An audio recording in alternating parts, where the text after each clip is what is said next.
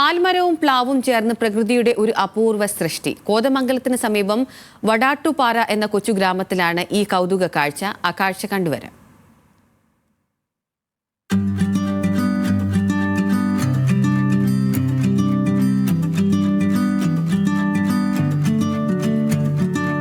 വേണമെങ്കിൽ ചക്ക വേരിലും കായ്ക്കുമെന്ന് കേട്ടിട്ടുണ്ട്. പക്ഷെ ഇവിടെ ആൽമരത്തിലാണെന്ന് മാത്രം. കോതമംഗലത്ത് നിന്ന് ഭൂതത്താൻകെട്ട് വഴി 6 കിലോമീറ്റർ സഞ്ചരിച്ചാൽ മീരാൻ സിറ്റിയിലെത്തും. ഇവിടെയാണ് വഴിയോരത്ത് തറ കെട്ടി സംരക്ഷിച്ചിരിക്കുന്ന ഒരു കൂറ്റൻ ആൽമരവും അതിന് മധ്യഭാഗത്തായി ചക്ക കായ്ച്ചു കിടക്കുന്ന കൗതുക കാഴ്ചയും കാണാൻ സാധിക്കുന്നത്.